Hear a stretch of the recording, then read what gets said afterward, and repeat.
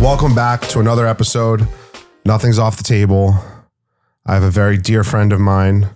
His name's Anthony Luciano. He's a fellow paisano like me. We actually met in intensive outpatient treatment in 2015. And we've always kind of stayed in touch, and you're amazing, bro. 10 years sober. You have a super successful family business that you've really started to take the reins on. I remember when I met you in 2015, you were like, just like getting your feet back in the door there. And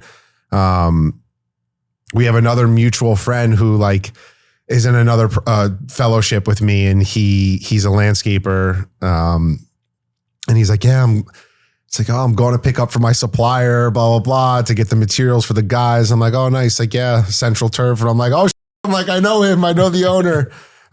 So without further ado, Anthony Luciano, thank you for coming, bro. Really appreciate it. No, appreciate you having me on, man. It's great to see you. I haven't seen you in a while. You look great. So do you. Absolutely, man. Been following you and seeing everything that you're doing. Real proud of what you're doing, man. It's good stuff. Thank you. Yeah. And you're a dad. You're a fiance like me. I remember your story from when we were in treatment together, and it's crazy because we both grew up in good Italian families, a lot of love, a lot of privilege, never really in need or want that we had. And yet we still chose chaos, destruction, and it's this disease doesn't discriminate. It doesn't pick you based on your color, your gender, whether your mom or dad are there and they love you, money, no money. Would love to kind of hear about like your upbringing and what your childhood was like, and we'll take it from there. Absolutely. Well, I used to always talk at meetings, and I would tell people, I grew up with everything I wanted and probably a bunch of stuff that I needed.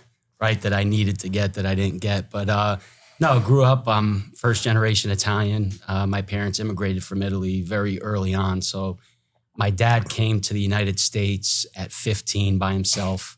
My grandma dropped him off and headed back to Italy. She stayed a couple weeks with him. So yeah, I grew up in a family of just hardworking Italians. My dad went back to Italy, married my mom, brought her over when she was 19 years old.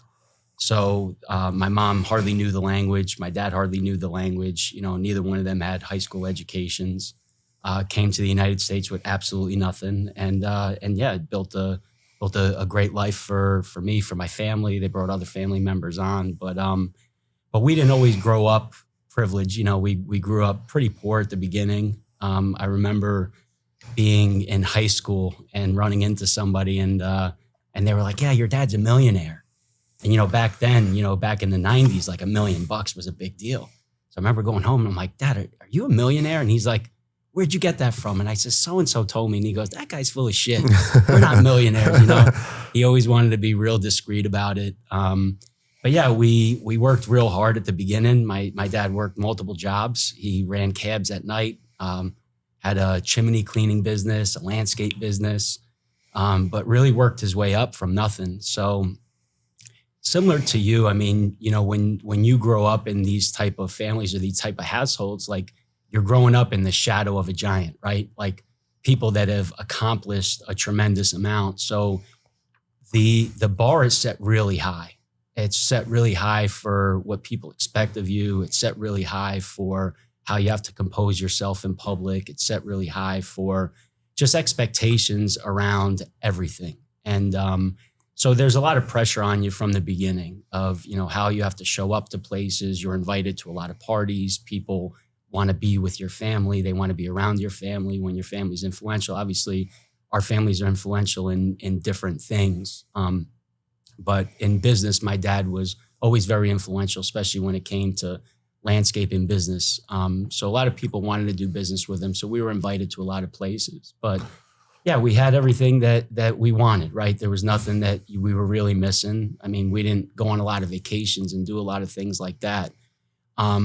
But with my dad having the business, he always brought people in. So I had cousins that lived with us, uncles that lived with us, and they were younger, so they would come and live at the house. So we had people that were coming in from Italy, which with much different states of mind than growing up in the United States. I mean, these guys grew up in the farms of Italy, and they were coming to work for my dad. So we saw a lot of really crazy stuff growing up. So childhood was really good. Like I said, we had a lot of stuff that we wanted. So growing up as a kid, I got away with a lot of stuff. And, I listened to all the podcasts that you've done, and that sounds like a lot of people, just early on, just when you've got parents that have resources or have means or have connections, you don't get in a lot of trouble, and I'm a lot like you, just charismatic. People like me. I'm a great person because I've got a great heart, but it also is a double-edged sword because it allows us to take advantage of people. And that's a lot in my story as well, is taking advantage of that along the way. But yeah, grew up, like I said, really, really good household, went to public schools, did pretty good in school. I was a smart kid. But when I got to about 5th grade is when things started to change for me. I had a family member early on that sexually molested me, and just recently found out he had to my sister as well. So things were a little bit off the rails early on, that I didn't understand. I was 4 years old at the time. And just recently, I was talking to somebody, and they said that children start to develop long-term memories at about 3 or 4 years old.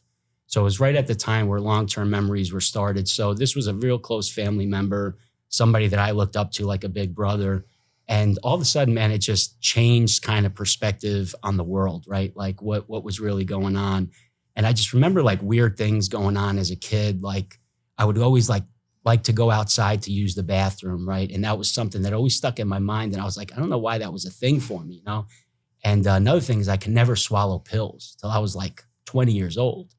And when I went to rehab, somebody said to me, one of my therapists, they were talking about it, and they talked about that could be evidence of being molested. So I started to really think about it, and I was like, wow, man, that happened to me. So it lived with me, and at about 5th grade, about 12 years old is when things started to change for me. I started really starting to take a notice of women. I started to act out a little bit more. I had some uncles that were living at my house that were really young, and I saw that, they would go out all hours of the night. These were guys that liked going to clubs and things of that nature. So things started really changing for me, and I started dating older women. At that time, when you're 12, if you're dating a 14-year-old, it's like a big deal, Yeah. So that was about it, man. Then got into high school. And so when I got into high school, I was already drinking a little bit. I was already starting to smoke weed. That during that summer between 8th grade and high school is when I started smoking weed, just innocently at a party. So when I went into high school, I was already starting to look for those kind of guys at high school. So I wasn't looking for the guys playing sports, wasn't looking for the guys that were in band or theater or any of that stuff. I was like, let me see the guys that are partying. And that was where I thought that I was going to be able to excel. And that's what I gravitated towards. What's up, everybody? I'm Ruggiero, and I'm the host of Nothing's Off the Table. Let's be real. Whether you're in recovery or not, coffee is more than just a habit. It's a ritual. That's why I've partnered with Pink Cloud Coffee. It's a brand built by people in recovery for people in recovery. It's premium, ethically sourced coffee with a purpose. This isn't just about caffeine. It's about connection, clarity, and showing up for your day with intention. And here's the best part. A portion of every sale goes toward helping someone else on their path to recovery. So every cup you drink helps someone else stay sober. Head to the link in my bio and use the code LJ at checkout to get 10% off your first 10 orders. You won't regret it. Do you feel like... So there's like a big maturity gap between a 12-year-old and a 14-year-old, and forget the older girls, but like when you're 12 years old and you're hanging out with a 14-year-old, even if it's just guys, the 14-year-old kids are like dabbling and drinking and experimenting and shit. And the 12-year-old is still like, my eyes is still innocent, right? Like I remember my sister's 5 years older than me. And when I got to be a freshman in high school, she was already in college. And I was like, I tried weed for the first time and I called her and I'm like, I'm really sorry for fucking snitching on you all the time. Like I love smoking pot now. Like we got to smoke a joint when you come home. And she started laughing. And just that maturity, that age gap, right? It's so big and so different. And even growing up in New York, it's like you get exposed to so much shit when you're younger than like most normal kids do. But what was high school like for you? Yeah, just to touch on what you're saying with that age gap. And I remember, because at 12 years old, man, I was already starting to become sexually active. Yeah. Right. I was exploring. I was doing things I shouldn't be doing. And my nieces just turned 18 years old. And I remember when they were 12 and 13, I looked at them and they'd never kissed a boy. Right. Yeah. And I'm thinking to myself, I'm like, they're babies. Like, imagine I was that age and doing the stuff that I was doing. But yeah, man, I got into high school and I remember like going into high school that was really when my dad started spending some money. My dad was really hoarding money. We were buying rental properties. I mean, any dollar my dad was making, he was saving. We really lived well below our means. Like I remember his accountant telling me one time, he's like, your dad spends less than 10% of what he makes. Wow. And it's unheard of. But he would take everything, bought everything cash, no mortgages. That was him. And so I remember like in high school is when money started kind of floating around a little bit. So I remember going into high school and like I had my Tommy Hilfiger gear on. My mom took me to Macy's. And this was like a big deal. Like, holy crap, like we've arrived, man. Like we're shopping at Macy's. Yeah. I used to shop at like the children's warehouse, right? And so I remember going into high school and when we graduated middle school, there was no high school that was attached to that middle school. So you had a choice. You could go to 3 different high schools. And I chose to go to Pleasantville High School because most of my friends were going there. And I remember showing up and nobody knew me. Nobody knew who I was, who my family was or anything. And back then we weren't very influential. My dad had a contracting company. I mean, people almost like teased me. They're like, oh, your dad installs lawn sprinklers. Like they thought my dad was like a landscaper. You know what I mean? Yeah. And so I arrive at high school and here I am with like Tommy Hilfiger, Nautica and stuff. And so now like people started to take notice of me. And I was always a shorter guy, skinnier guy, you know what I mean? So I wasn't great at sports. I wasn't really great at anything. So when I got there, I said, you know what? I'm going to find the party guys. I'm going to get really great at partying. Yeah. I think I could do that. Because I would see my uncles and they dressed to the nines when they went out. They drove nice cars. And I'm like, that's what I want to be. You know what I mean? So I always dressed impeccable, you know? So I got to high school and right away, man, I started dating a girl that was 2 years older than me. She was 16. I was 14 at the time. And I remember losing my virginity right away when I got into high school. That was like one of my goals, right? That I wanted to achieve at 14 years old and got that. So I checked that off the box. And I remember her parents, she lived in a very loose home. And so her parents drank, they smoked weed. There was a lot going on there. So right away, it was very accepted in the community or in the group of people that I hung out with to smoke and to drink and to do it pretty often, right? It wasn't uncommon for me not to smoke weed 3 to 5 times a week, right? Not just on the weekends, but sometimes after school. Drinking was part of it. My family was very accepting of drinking. You know, it wasn't abnormal because we were Italian. Yeah. So, you know, nobody ever thought anybody was an alcoholic, right? Yeah. They just, oh, that guy likes to drink wine. But yeah, so I got into high school and I remember my sister was dating a guy and he sold ecstasy and ketamine. So by 16 years old, I was in the club scenes, man. It was 1996.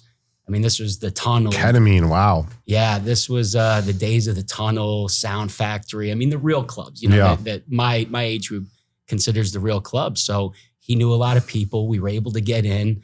And I remember at 16 was the first time I did ecstasy. And I can remember it like it was yesterday. But back then, drugs were very clean. Yeah. You know, you were getting stuff from Europe. It was coming in from Holland or whatever. But most of the stuff you were getting was clean. The only thing you would get is pills that didn't have anything in them.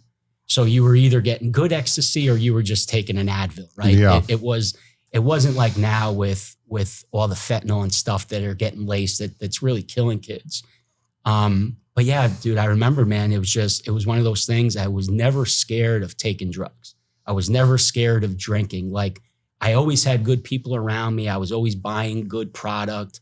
And yeah, so that stayed with me, man. And I remember like 17 and 18, I tried shrooms, I tried acid, I tried coke. I mean, we'd go to people's house parties, and I remember first thing my buddies would do is go, let's raid the medicine cabinet. What do they got? Valium and Percocets. And Yeah. we were popping stuff, man. And I'd take a fistful of pills and be like, which way are we going, man? Like, Yeah. you know, and so I was always very adventurous about that, because there weren't the stories back then of people overdosing. There wasn't the things that are going on right now. So that started the foundation of really of just my, like I said, my arrogance when it came to drug use.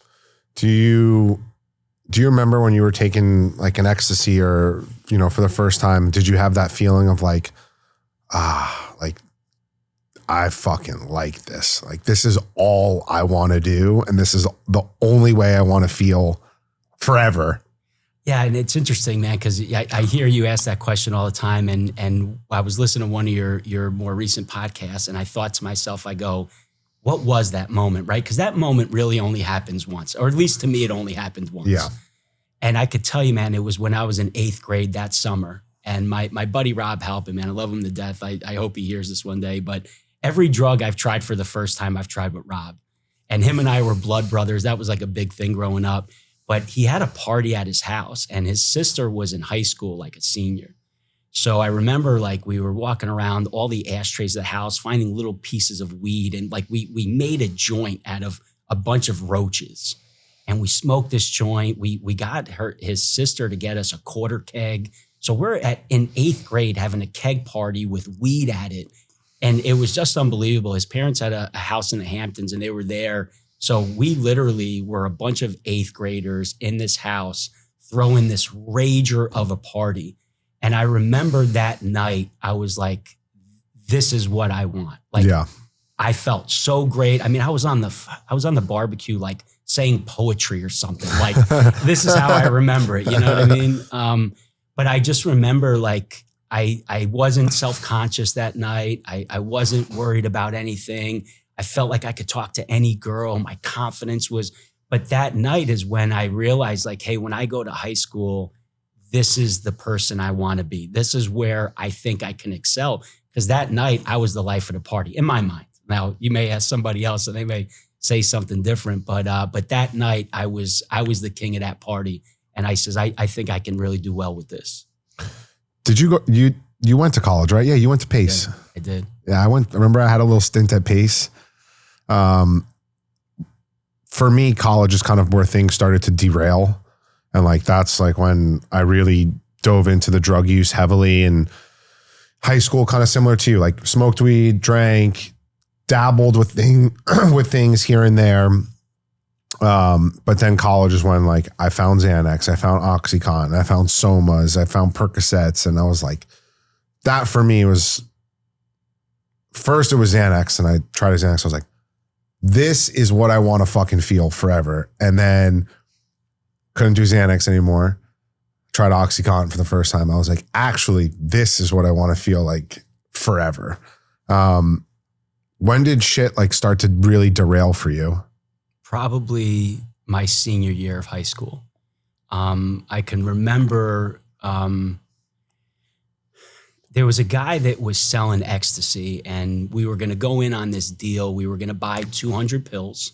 We were going to sell 100 of them, and the profit that we were going to make was going to pay for the 100 that we were going to eat. And it wasn't to make any money. You know, there's been a handful of times I've tried being a drug dealer in my life. Yeah. And not because I wanted to make profit. I just wanted to pay for my product. And it all went south. So I remember meeting the guy, and I knew the guy. The guy's name was Paulie. And I remember meeting him at the McDonald's in Pleasantville. And we go there, I buy it. I'm not thinking anything of it, man, back then. And so I remember a week later, we get a knock at my front door. And one of my buddies that I went to middle school with was this kid, Kevin Morgan, and his dad was a detective in town. Oh, shit. And so the doorbell rings. I'm upstairs. My dad comes upstairs. He's like, hey, Mr. Morgan's downstairs. You need to come down. So I'm like, okay, not thinking anything. So I come downstairs. And again, people knew my family. People respected my family. So I come down there. I'm like, hey, Detective Morgan, what's happening? And he's like, hey, I need to talk to you.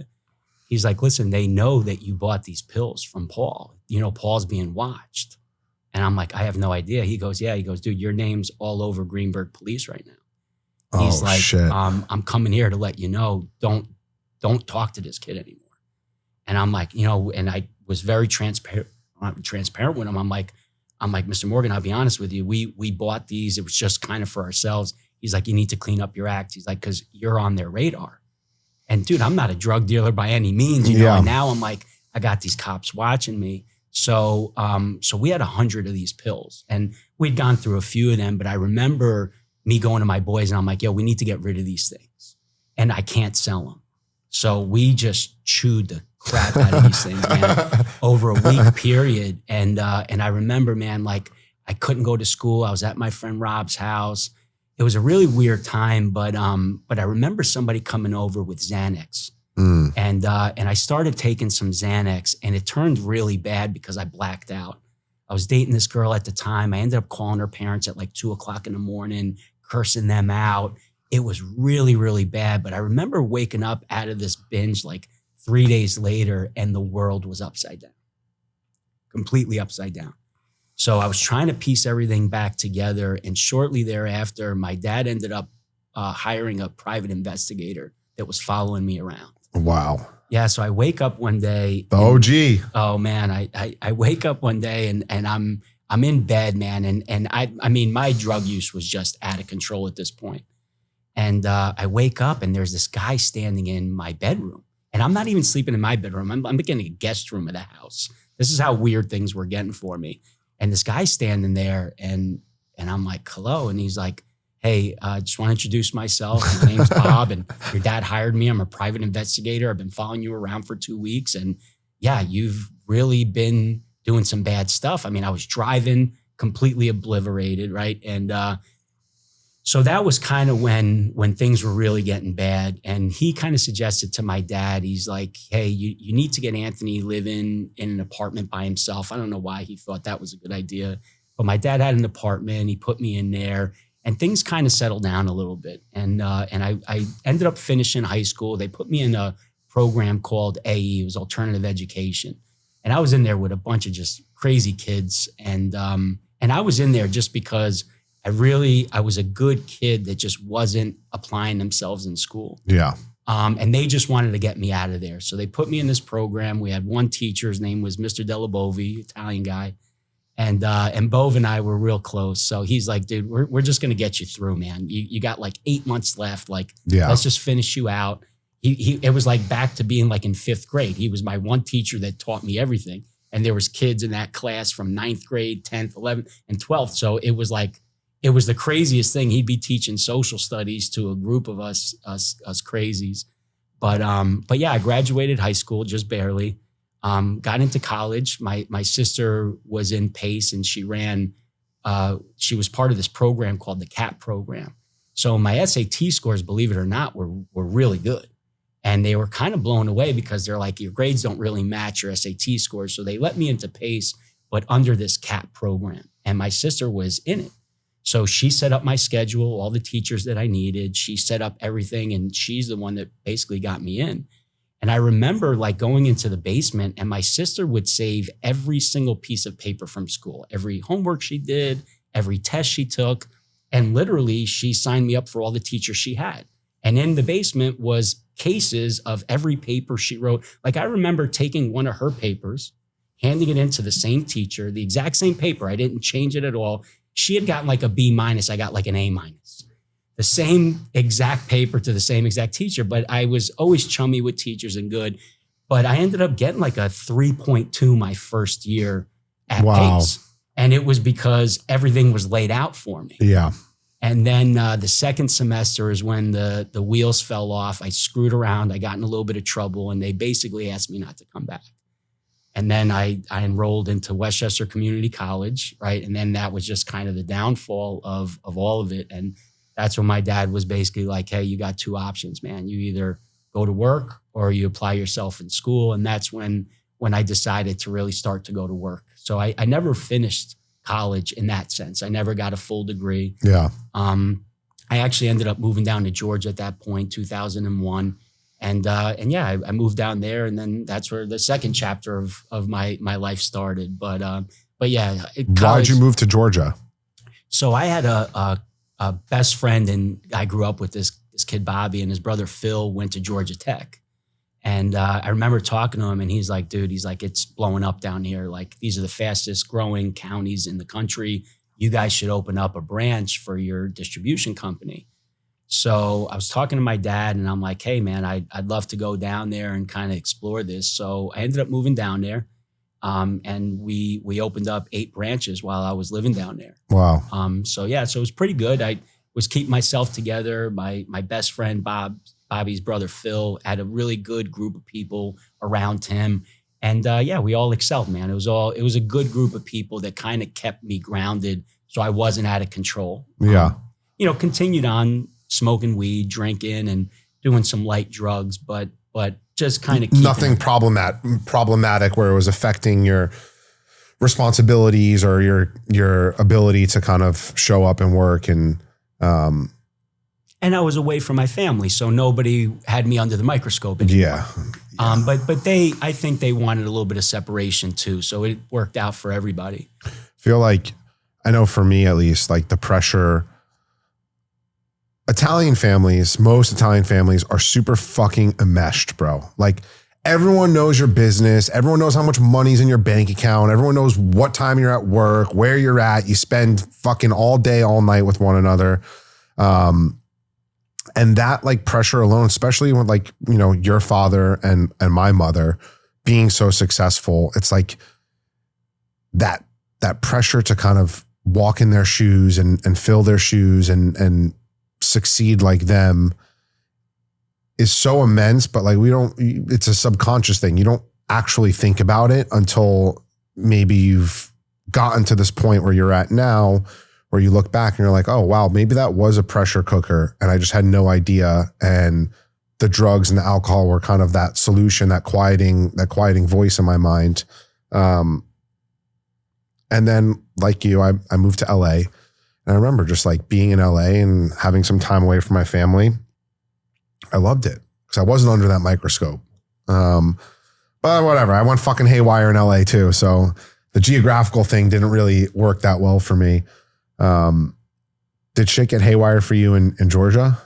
It was starting to a little bit. And then in 2003, my back went out. It was slowly going out. But in 2003, it kind of hit a point. I was driving one day and I was getting this sciatic down my leg. I didn't know what it was, but I was kind of dragging my leg a little bit and it was starting to affect me. I was starting to get some pains like in my groin. It's really weird, man. I was 23 at the time.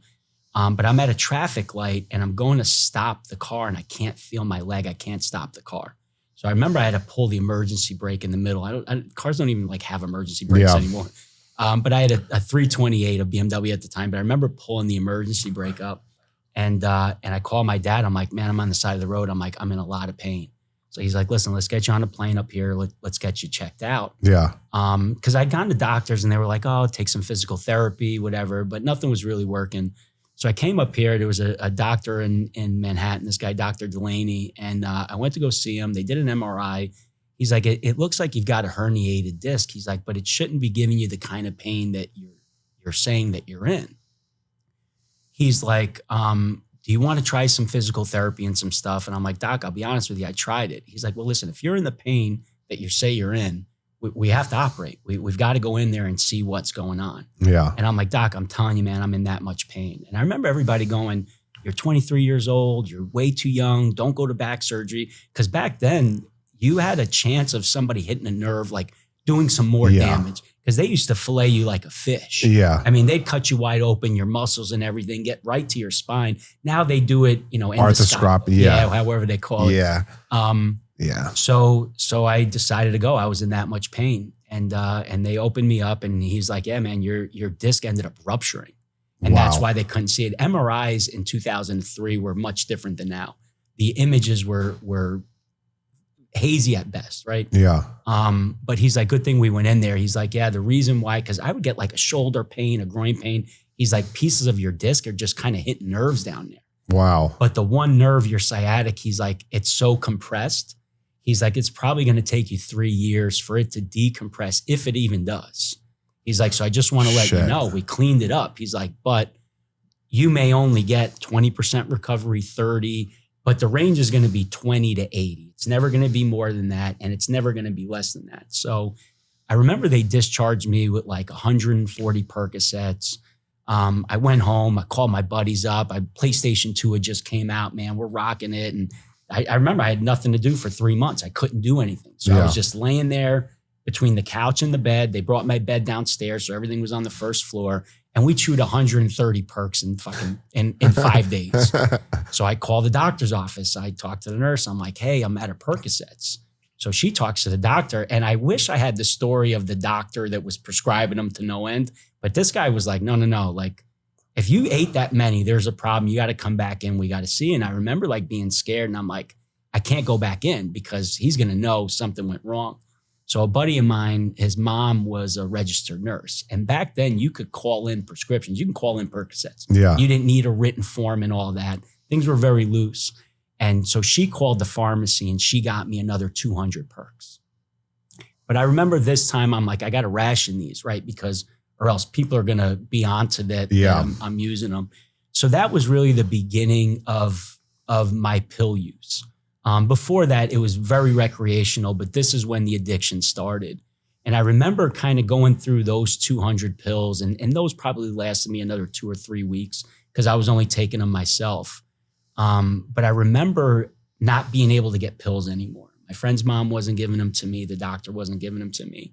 And I remember for the first time, like really being agitated, like screaming, like really getting mad.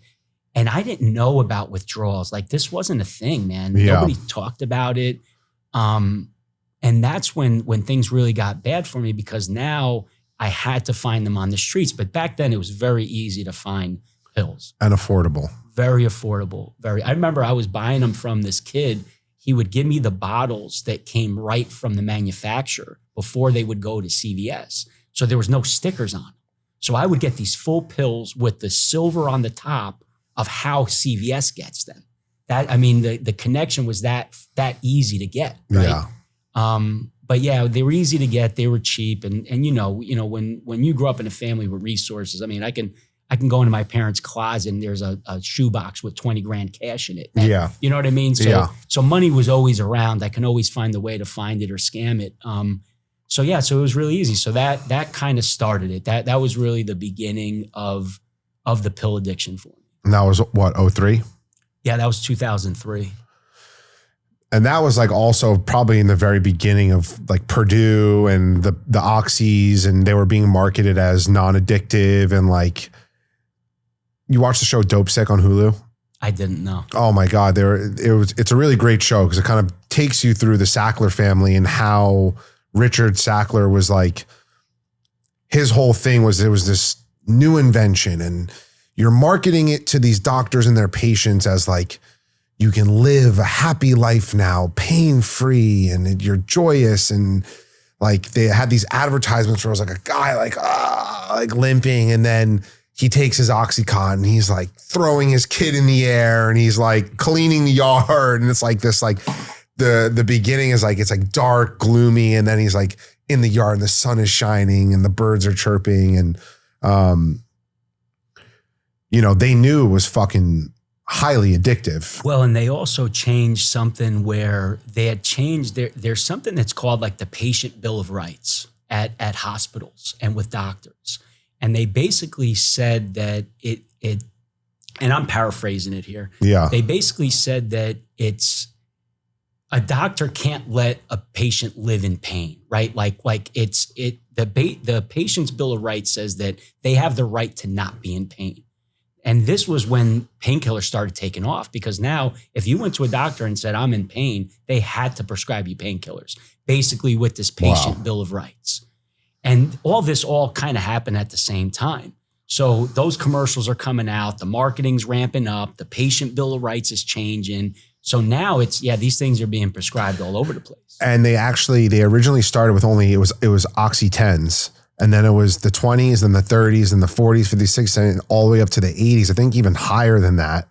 I never did I never got to the OC 80s. I was a little too young for the OC 80s. Yeah, dude. And I wish that I progressed that way. I remember like it was yesterday. I had my girlfriend at the time, Colombian girl. And when her and I met, I got really into drinking and doing cocaine and smoking weed. I had a roommate that sold cocaine. So I did a lot of that, and I enjoyed that. And I was able, believe it or not, I was able to manage that enough that I showed up to work. I kind of did what I had to do. But I remember one night, because I was taking pills, but really when I was in pain, I wasn't taking them every single day, but I was taking enough of them that it was still part of my story, but it wasn't the main event. Yeah. So I remember a buddy of mine, his brother had moved back from California, and he comes to my apartment one night, and we hadn't seen each other in a while. Rest in peace. He passed away a few years ago. But he came over that night and he had an OC80. Oh shit. And I remember he gave it to me, and I'm like, man, what is this? He's like, it's basically a Percocet on steroids. So I'm like, all right. I'm like, do I just pop it? And he's like, no, man. He's like, you suck on it. You got to get the blue off it. It was like this greenish gray blue. And so we would suck on it, and then you take a paper towel, you take it off. We cut it into fours and we crushed it up. And I remember a quarter of it. I gave a quarter to she ended up being my wife. We ended up getting married, now my ex-wife, but I gave a quarter to her. I took a quarter and I gave a quarter to him, and there was a quarter left. He snorts it, I snort it, she snorted it. She right away starts puking. Yeah. I'm feeling woo, and I'm taking Percocets for years now. And I remember being like, this is a different pill, man. This is a different level. And I was like, I don't like this. But there was that quarter left. And the next day I took that quarter. And that's when I kind of felt like when people say like the first time they take heroin and stuff. And I think you said it, like being kissed by the angels. Yeah. I just remember taking it and sinking into the couch and smoking a cigarette. And I was like, the cigarette just tasted better than, you know what I mean? And it wasn't like I have this great story of like the Beatles playing or something, but I just remember sinking into the couch and smoking that cigarette. And I'm like, dude, this is a great feeling. Like, this is a really great feeling. Yeah. And then you chase that forevermore. But those Oxycontins threw me off track real bad. Me, and she was my girlfriend at the time, Natalia. It really screwed us up really bad, really, really bad. To the point where I wasn't showing up at work. Things really got out of hand. And I remember she had overstayed her visa. She was here as an au pair. That's how we met. So she was kind of on this work study visa, and she overstayed her visa. So she hadn't been home in a couple years. And we kind of made this decision to get married, right? Just on a whim. Yeah. And it was like, this is going to solve your immigration problem. Hopefully it'll get me to clean up my act. So we get married, and I remember we didn't even make it to the end of the wedding. Like, there was buses and stuff. It was huge, 400-person wedding. I mean, my dad went over the top with it, firstborn's only son. We were in Marina Del Rey down in the Bronx, and we had these big coach buses. And I remember her and I sneaking home on the first coach bus. Like, we're on the bus and they're like, dude, your wedding's still going on. And we're like, yeah, we're getting out of here. And I took all the cards with me, all the envelopes. And we go back to the hotel, and I was broke at this point, man. I mean, spending all the money that I had, but we ended up making like 75 grand in cash. And it was a lot of money back then. You know what I mean? Not that it's not a lot of money now. But yeah, we ended up going off the rails, man. So, I remember one morning, my dad breaking into our apartment and coming in and having to basically wake us up. We were out cold. And I remember when he came into the room and he woke me up, the look on his face, man, it was like a horror story. There was burn marks all over the bed. There was burn marks all over the floor. There's the hardwood floors. And it was from cigarettes that we would fall asleep falling out of our mouths. and there was these water bottles in the back of the bed, all filled with, a quarter with water and a bunch of cigarette butts. And it smelled like a chimney in there. And my dad, it was the first time that somebody had really gotten a glimpse into our world. And my dad was horrified. Yeah. Just horrified. And like, to kind of paint a picture, your dad's 6'2", big guy, very like, he walks into a room, you feel his presence immediately. He's a sweetheart. He's really is a sweetheart from the times that we spent together. We had dinner here one night and we met at Center for Living, blah, blah, blah. But I definitely don't want that guy to be horrified with me.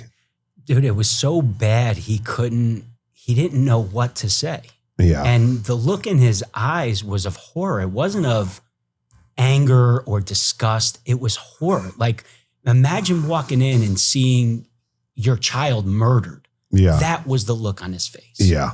Like, at that moment, he was like, what are these guys living? Like, he thought we were zombies. Yeah. Could you imagine, like, to him, this world doesn't exist. Yeah. Let alone that his kid lives in it. Yeah.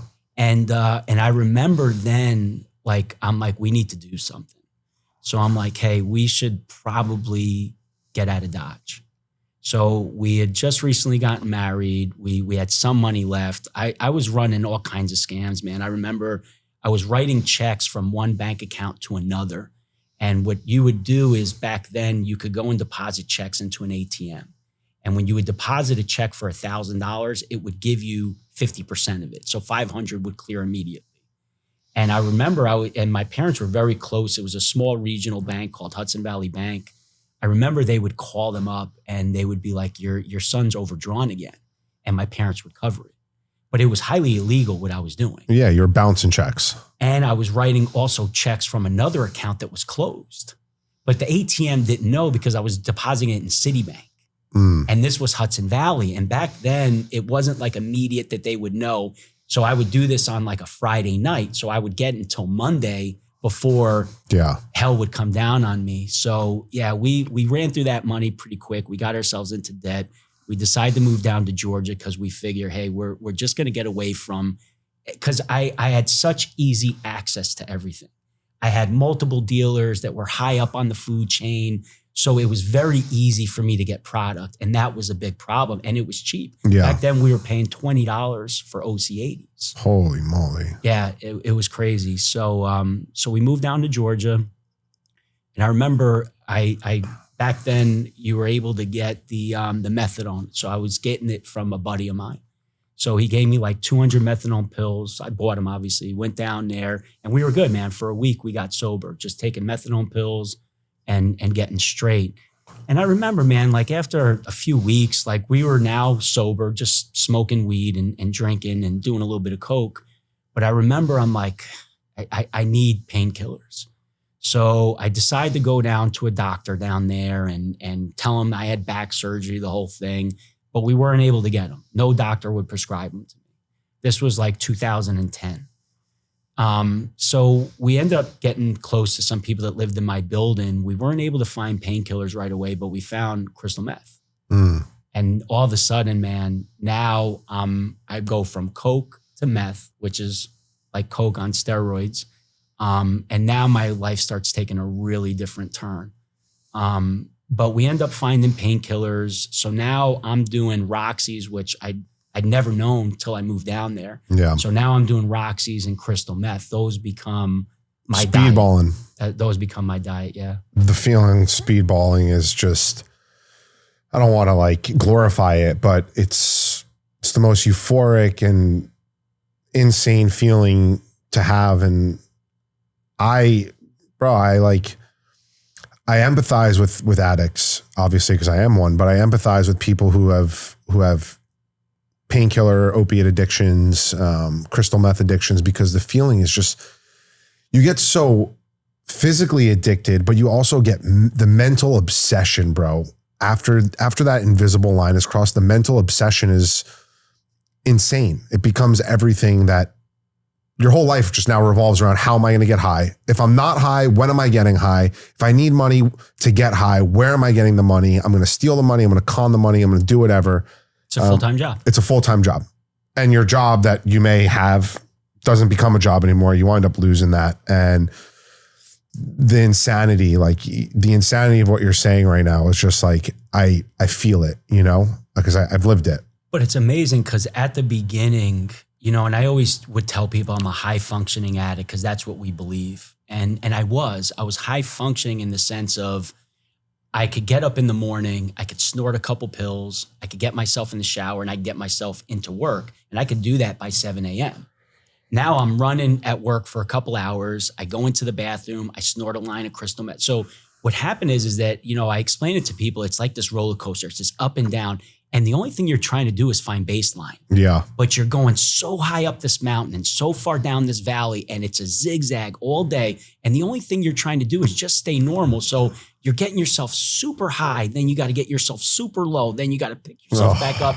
And it's crazy because it starts taking a tax on you. But I was able to do it for about 18 months. I remember like I got down there, I cleaned up the branches that we had. I was really starting to get the sales up. I moved a couple branches. I was doing a ton of work down there. My dad was really proud of me, but I was out of the microscope. So I was doing it. I was real quiet. You know, when I moved down to Georgia the first time, I was living with my best friend's brother. So he kept an eye on me. Well, now no one's keeping an eye on me. And I'm running the show, so I don't have to show up every day. So if I have a bender on the weekend, Monday, I don't have to show up to work, right? Yeah. I can work remotely. I was running 8 branches and they were spread far apart. So nobody really knew where I was or what I was doing, right? Yeah. But they knew that I was working because things were going, man. I was getting deals done. Things were happening. But internally, dude, I was unraveling, man. Suffering. And I'll be honest with you, man, when you start doing that, you start becoming delusional. Really delusional. And I remember I started having 2 different lives. So I had my married life in Georgia and I was dating somebody else in South Georgia. And I had 2 simultaneous lives going on at the same time. And things got really crazy, man. Things got really, really crazy for me. And I thought everybody around me was crazy. I thought my wife was crazy. I thought my girlfriend was crazy. And I was about to start like a third life with a third woman. This is how crazy things were. And I remember like things got really, really out of hand. My ex-wife, my wife at the time, she wasn't doing well health-wise. She'd gotten real skinny, real thin. So she decided to go back to Colombia. That's where she was from. And they were going to try to figure out what was going on. She ended up having hyperthyroid, but none of us knew. And we were just worried to go to doctors because we were like, hey, they're going to tell us like this is from the drug use and everything. And the drug use probably is what ended up bringing this to the surface. So she leaves, and that's when my life started getting a little bit out of hand because nobody was keeping an eye on me. But I was making money. I was paying for my apartment in Atlanta. I was paying for another apartment down in South Georgia. I had a lot of stuff going on. And I remember the girl that I was with telling me that she was pregnant because I was at the point where I just wanted to leave everybody. Yeah. And I'm like, hey, I just need to move back to New York. I need to just get my parents, my family. Like, I can't do this anymore. Yeah. And she's like, I'm pregnant with your kid. So I remember like sitting in bed one night and I'm like, hey, I've got to go to rehab. This is going to be my first kid. I've got to go to rehab. So I go online, I'm searching like top rehabs in the country, and I end up finding this place called Serenity in Malibu. So I call them up, they take my health insurance, I come clean, I tell my family like, hey, I've been doing drugs and stuff, I'm going to rehab. Now we didn't get into what drugs I was doing or anything. And I remember everybody being really proud of me, like, hey man, he's like, we knew something was up, right? Like nobody talked about it. You know, Italian families, nobody brings anything fucking up. Brush it under the rug. Keep kicking the can down the road. That's it, man. And they were all proud of me, man. I went out to rehab and I got cleaned up. And I remember I didn't want to go back to New York. I wanted to go back to Atlanta.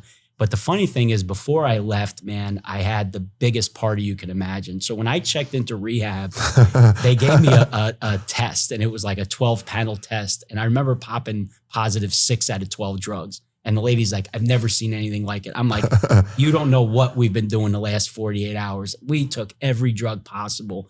And because I go, this is my last hurrah. I'm never going to do drugs again. I'm never going to drink again. And so I go down there. I have a good month down there. I clean up. Things are going crazy back in Atlanta. But I remember coming back and like opening up my fridge, and it was like a science experiment. All the food in there had gone bad. I didn't throw anything out. It was a complete disaster. And my dad was coming down to see me the next day, and they discharged me with a ton of medications, and they gave me Seroquel and stuff. So I took a couple of them because I wanted to get a good night's sleep. Never woke up. So I wake up to the cops and my dad coming into the apartment because they're doing a wellness check. Yeah. Because my dad's like, he was supposed to pick me up at the airport, finds his way to find my apartment. They get in there, and my dad's like, I can't believe you're still messed up. And I'm like, I swear to you, I'm not. Like I took the pills that they gave me. Yeah. I just wanted to get a good night's sleep. So he was real disappointed in me. So he calls the rehab because he wants me to go back. And this guy picks up. So back then, when you would call these rehabs, they had like a salesperson that didn't work for the rehab, but they would talk you into coming to rehab. So it was this guy, Steve. My dad gets on the phone with him, and this guy, Steve's like, hey man, let me go to Atlanta, right? I'm a sober coach. I'm a sober companion. I'm 35 years sober. I'll go pick Anthony up. I'll take him back to Serenity. We'll get him in there for a month. We'll get him cleaned up, and he'll be better than ever.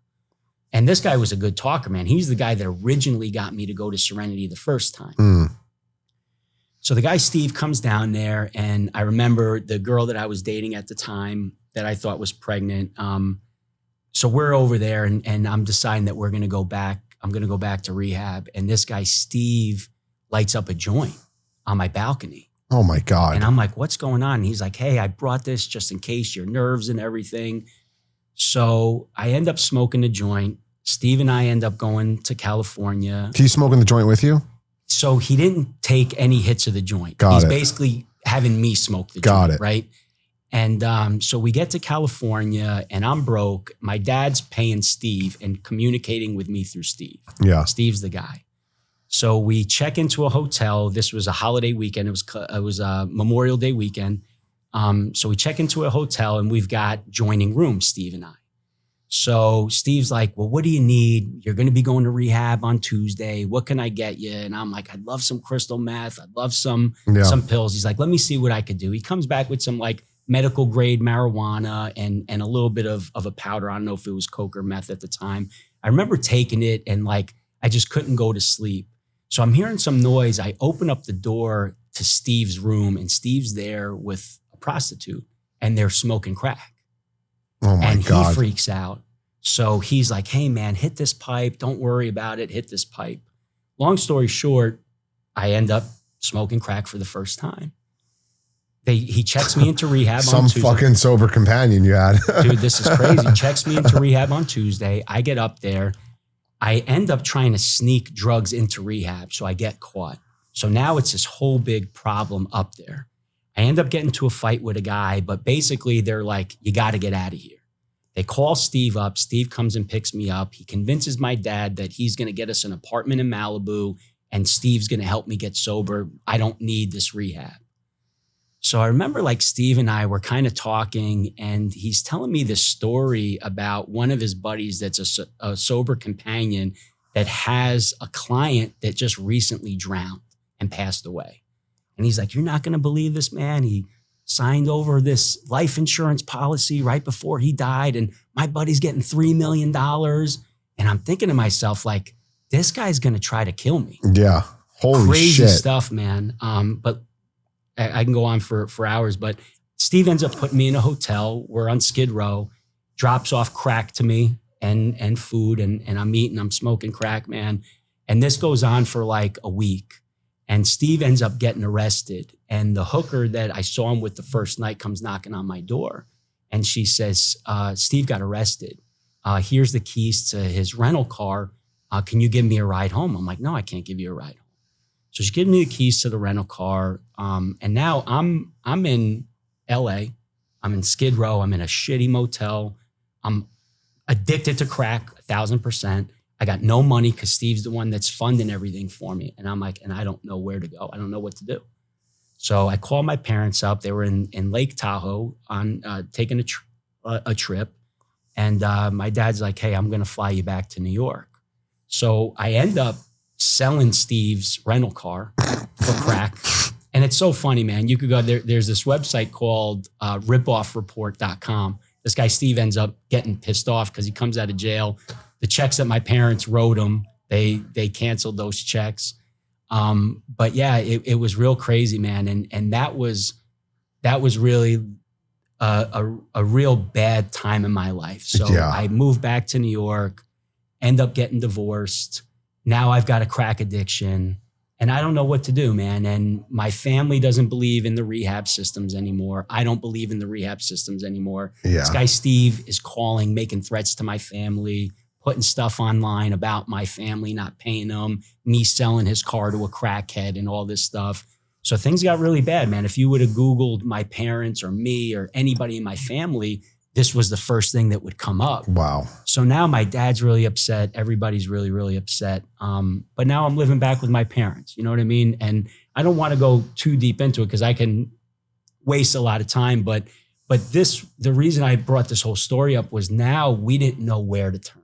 Yeah. Nobody knew where to turn. And I didn't want to feel like this anymore. I'm like, I'm willing to do anything anybody tells me.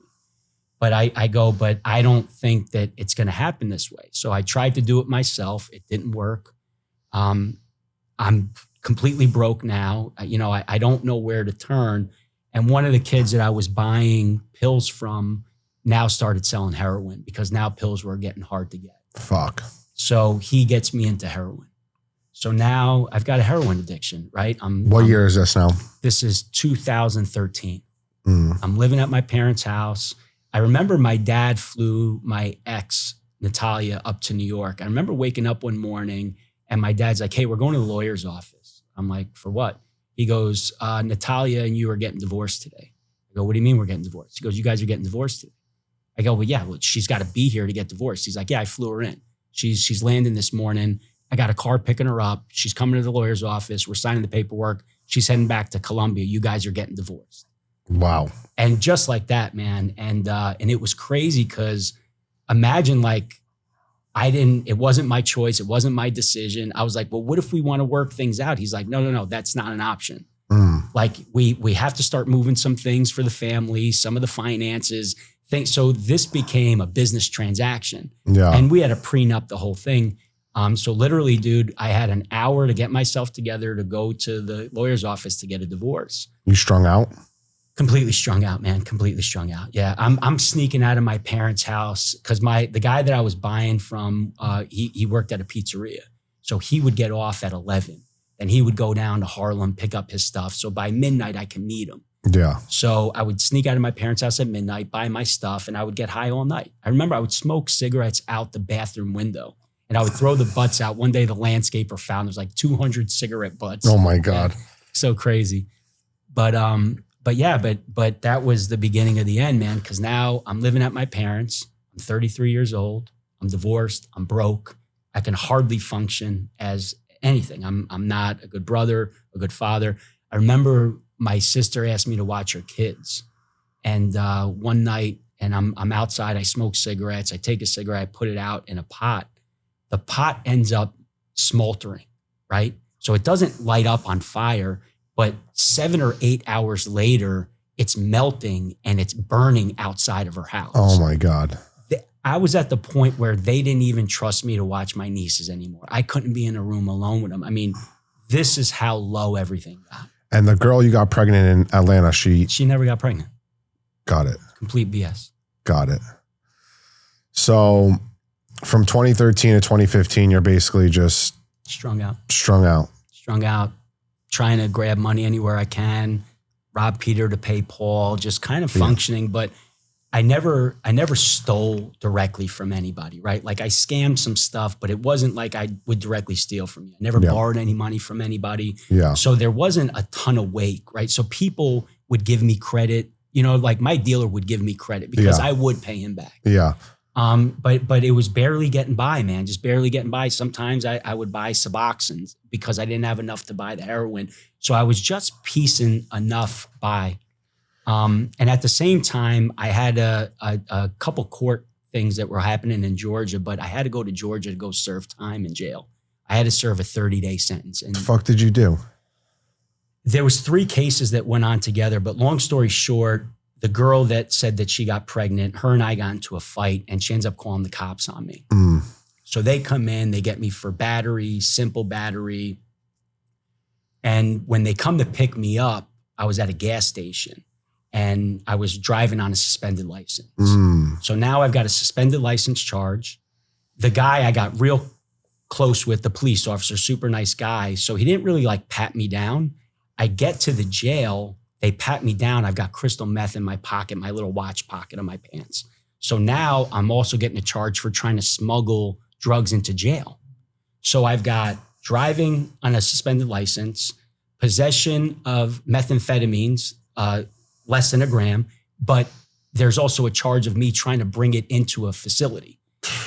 So this whole thing, so long story short, with my dad helps me out like he always does, but the guy's like, the best I could do is it's 30 days. He's got to serve 30 days in jail. And I'm in New York now.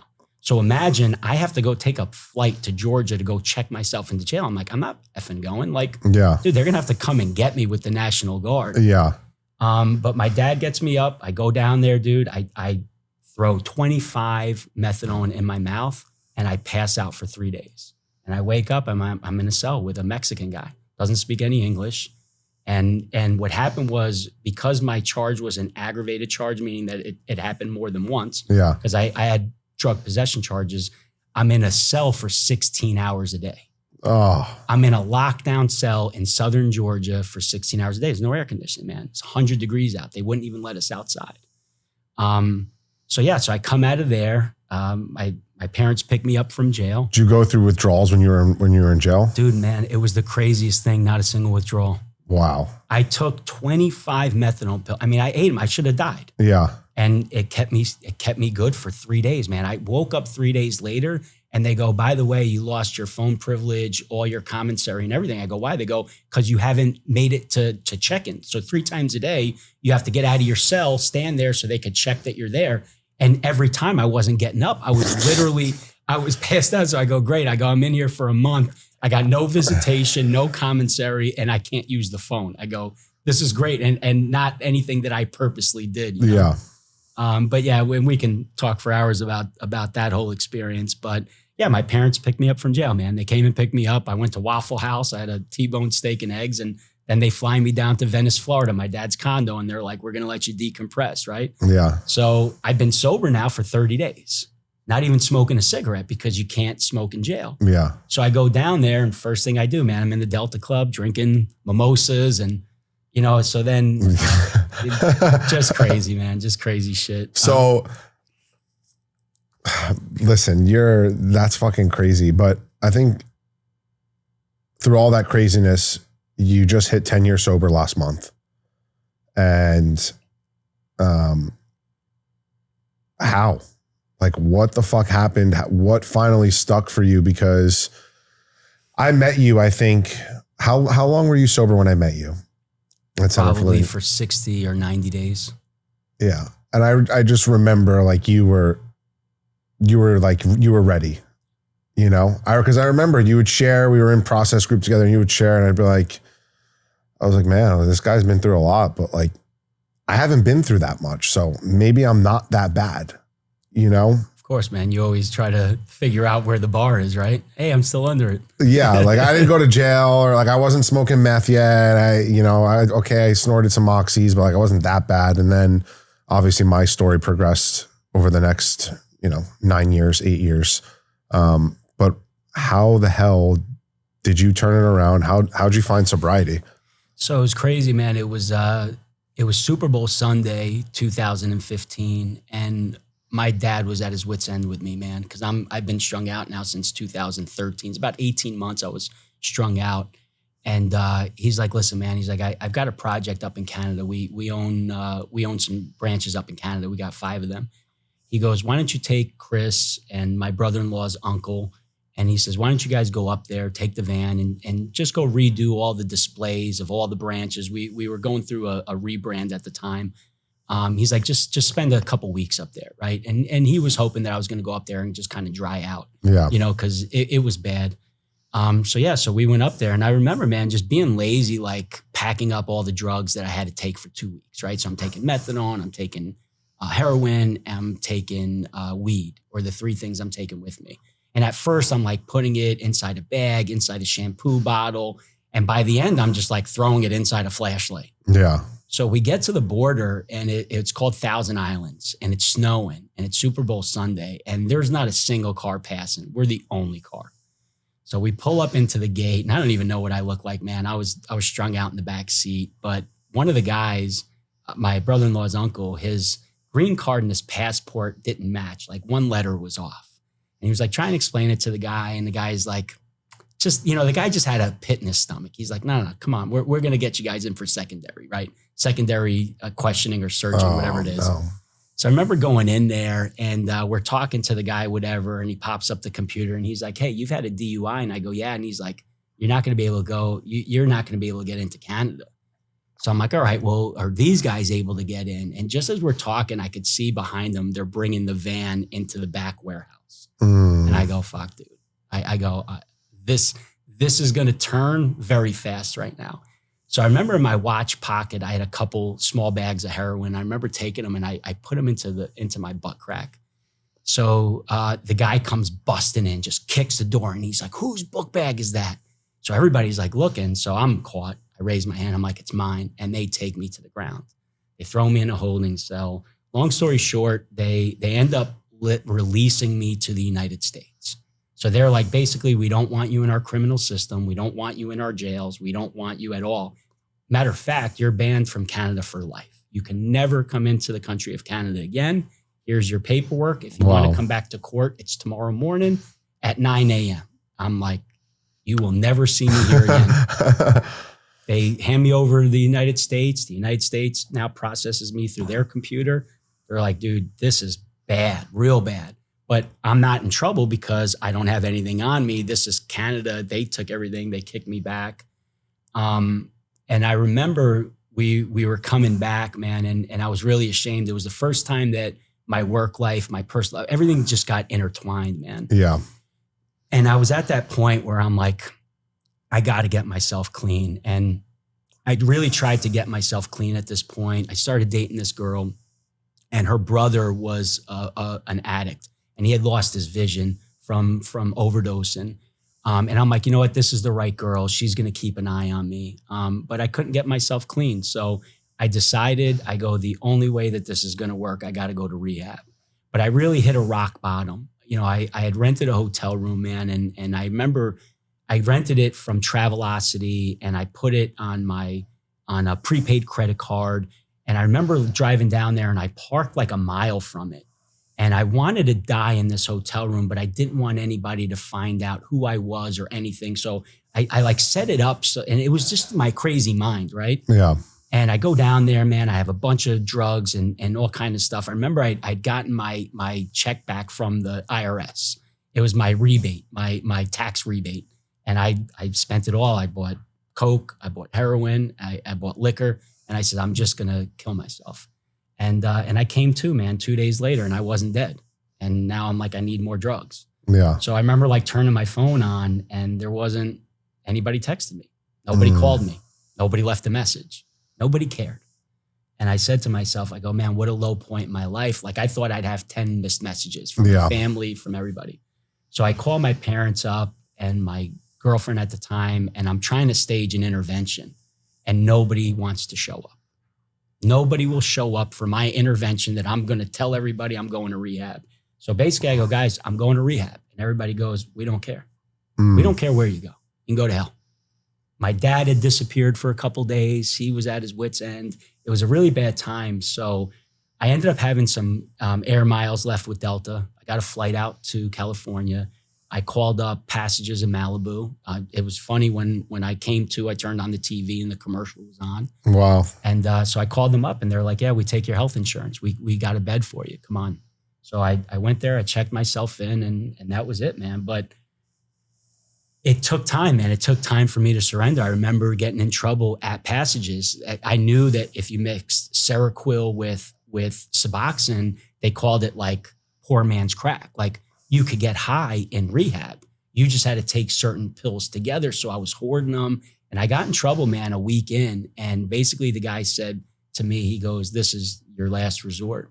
So I don't know, man. It just, something clicked in me, and I go, I'm done. I just can't do this anymore. And I surrendered to it, man. I had some really great therapists there.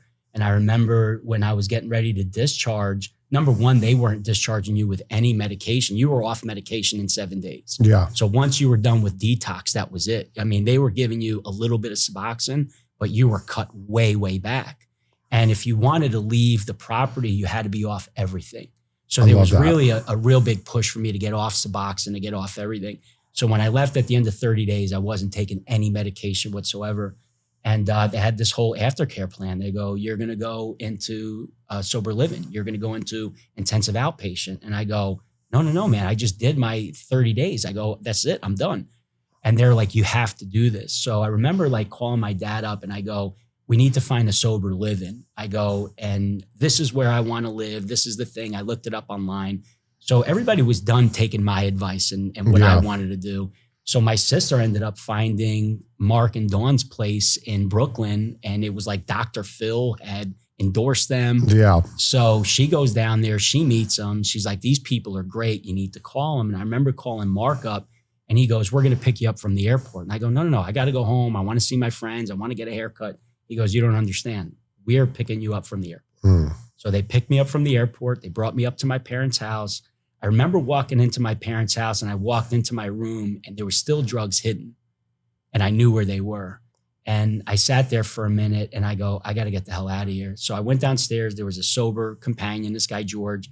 I said, "George, you got to get me out of here." And my parents had a whole party set up. It was St. Anthony's. Yeah. If you can imagine. All kind of, and I left. I didn't even stay to see my friends or to see anybody. I says, "You got to get me out of here." And he got me down to Brooklyn. And I just surrendered to it, man. I went to meetings. We lived a block from a clubhouse, which had 7-8 meetings a day, every day. Awesome. So I really dove into it. I really dove into the program. I really got serious about getting sober. And that's what saved my life. And I'll be honest with you, the IOP at Center for Living, man, if it wasn't for those two institutions, I probably wouldn't be here today. Yeah, I feel like those places only work though when you're ready to let them work, you know? And I'd been through so many institutions and rehabs. Dude, when I was at Center for Living, I was there because I was there after stealing the purse. I remember. And I was like, dude, I had like figured out towards the last 3 months, I had figured out when Peter was going to drug test me and all that stuff. And I remember I'm like, okay, if I drink on Thursdays, he doesn't drug test me till Tuesdays. Like if I could drink and do blow Thursday night, it's not going to pop on Tuesday. And I just like was not ready. And Peter was like, "You got to go to AA." And I was like, "I am not going to AA. Like no fucking shot, blah, blah, blah." I'd go get the sheet signed, say, "Yeah, I went to fucking AA." It's like, "What'd you hear?" I'm like, "I don't know." But eventually, like the only thing that actually got me sober was AA. And, 10 years sober. This guy didn't just finish college, but he went to fucking Wharton Business School. You got your degree in Chief Revenue Officer. Yep. And executive degree from Wharton Business School. You smart ass motherfucker. Do they know about you smoking crystal meth at Wharton? Dude. Well, it's interesting, man, but it's all that stuff, the AA and everything, and the intensive outpatient. And I tell people all the time, that's going to give you a foundation, right? Yeah. If you really buy into it, and you have to, and it's going to give you a foundation, but you have to have this unwavering pursuit for self-improvement. Yes. You have to. And if you're not constantly improving, it's like a plane. You can't just put it in neutral. Correct. So people believe, because I believed it. I should say I believed early on that AA would keep me sober. AA would carry the water for me. And that's not the truth. Yeah. So unless you're doing something, because, we always say the analogy, you can't put a plane in neutral, right? because it's not going to fall out of the sky, but it begins to lose altitude little by little. And then eventually it'll fall out of the sky.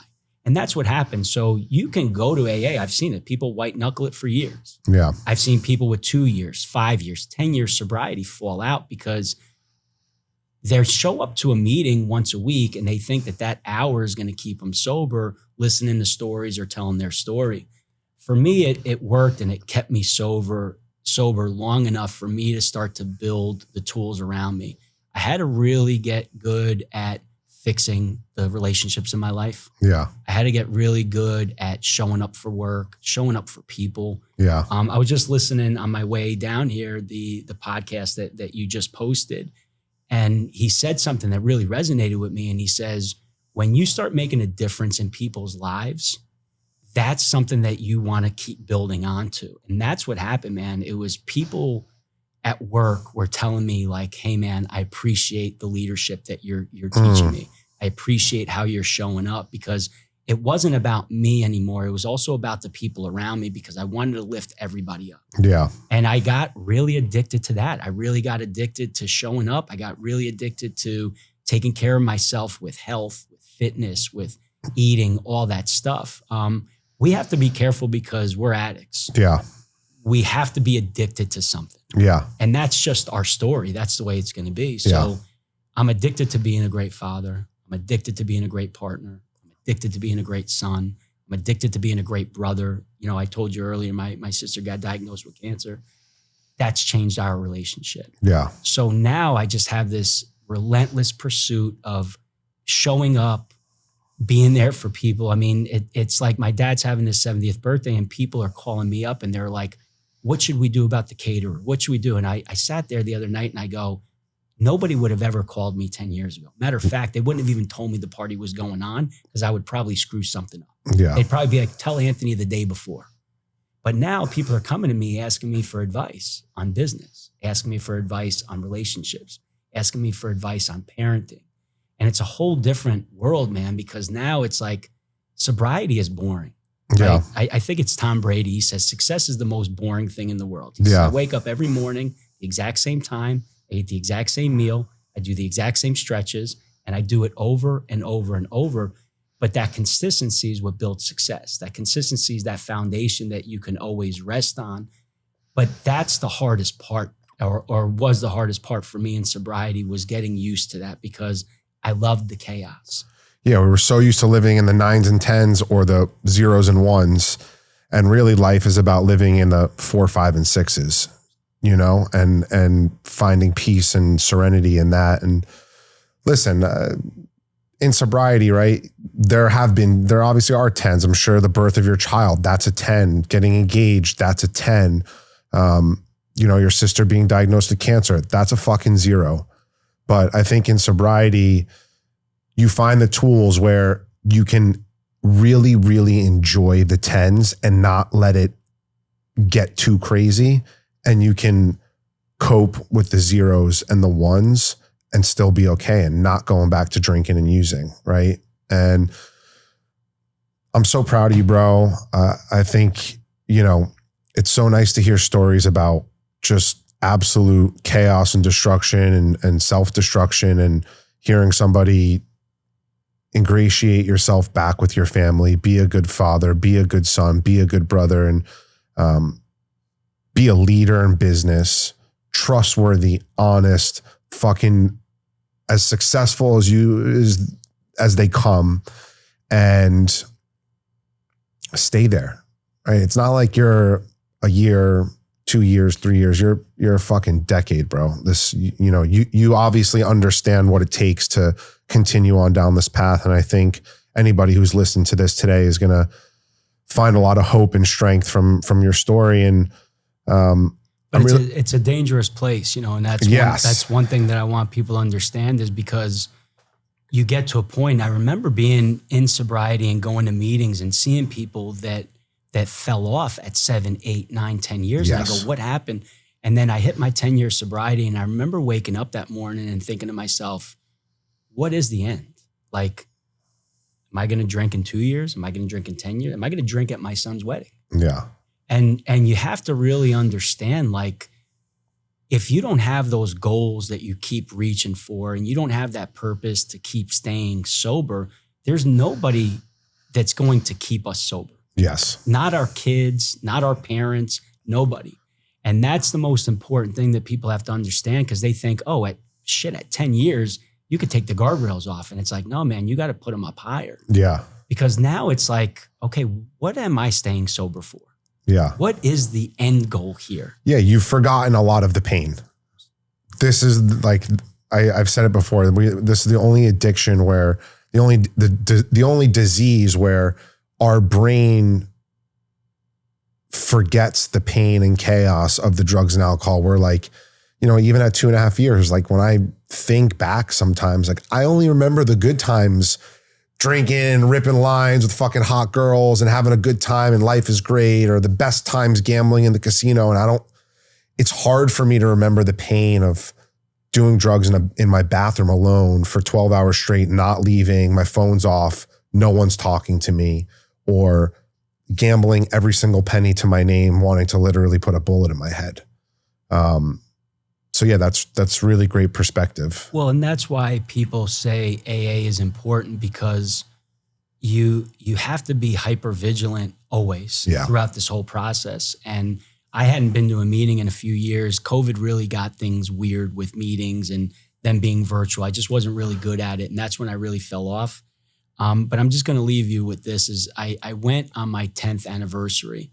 I went to a meeting just because I felt like I needed to celebrate with people that understood, because even my family, don't forget, it's so far in their rear view, they don't remember. Yeah. They don't remember the destruction. So when I turned 10 years sober, I also had what happened with my sister overshadow it. So it wasn't, nobody showed up, nobody cared. Yeah. Nobody marked it on their calendar. It's not a big deal anymore. So I had to make it a big deal. But I remember showing up in that room, and it was a beginner's meeting. It was the only meeting that I could find that day where I lived that would make sense time-wise. But I remember thinking to myself, like, you know what? These rooms kept me very humble. Yeah. And you do have to know that, hey, when things get bad, you do have that fallback. You do have that meeting. You have to have that. That's got to be there. It can't be what keeps you sober, but it does have to be a support. It does have to be a resource. So yeah, I think, sober community is super, super important, but you've got to want to do it yourself, and you've got to have that relentless pursuit and staying there. And you know what? I got on my knees that day and I said to myself, I'm going to be sober the rest of my life. I have to be. Yeah. It's not something that I could ever go back to doing, and it sucks, but it's who I am now. It's who I have to be going forward. So proud of you, bro. Thank you so much for coming on. I appreciate you having me, man. And maybe we'll do round 2 in another 10 years. Absolutely, man. Love you, when bro. you hit your 10 years. Yeah, exactly. Absolutely. Love you. Love you too, man. Thanks.